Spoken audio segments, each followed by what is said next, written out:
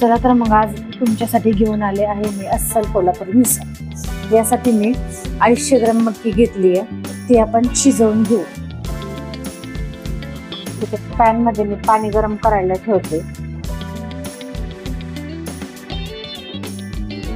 यामध्ये मी मीठ टाकते,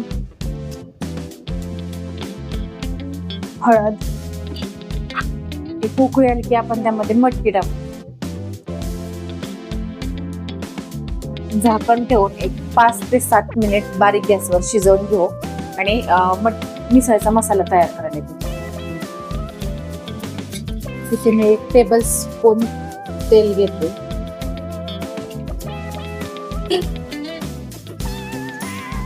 त्यामध्ये कांदा टाकू।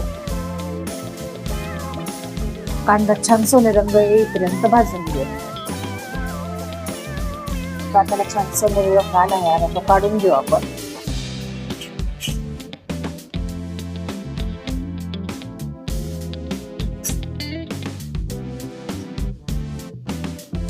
यामध्ये खोबरं टाकू, खोबरं पण सोनेरी रंग येईपर्यंत भाजून घेऊ।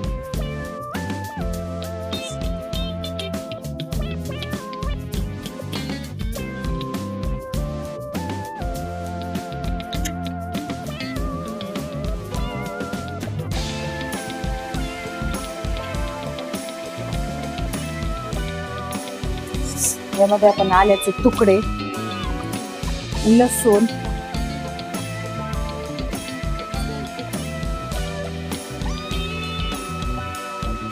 खसखस,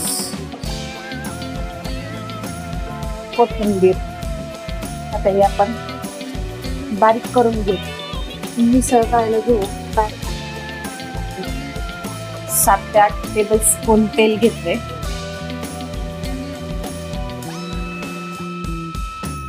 मोहरी टाकते। मोहरी छान तडतडली आहे, त्यामध्ये आता मी कढीपत्ता, जिरे,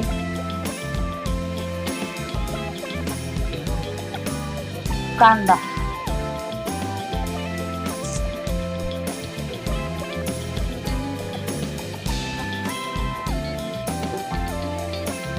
यामध्ये टोमॅटो टाकते,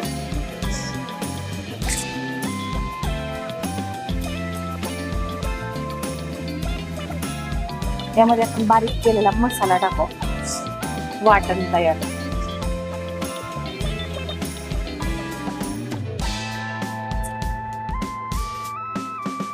मसाले टाकू आपण त्यामध्ये। हळद, हिंग, धने पावडर, लाल तिखट, गोडा मसाला,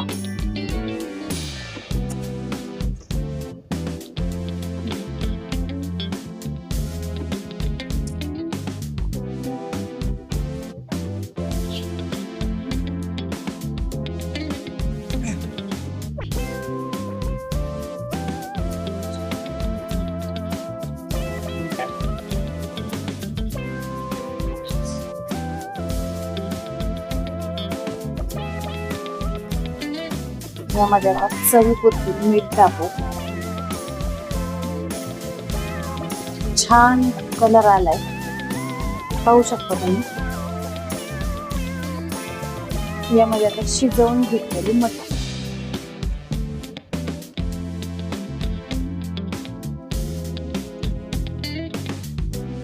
पाणी टाकू भरपूर। यामध्ये कोथिंबीर टाकू।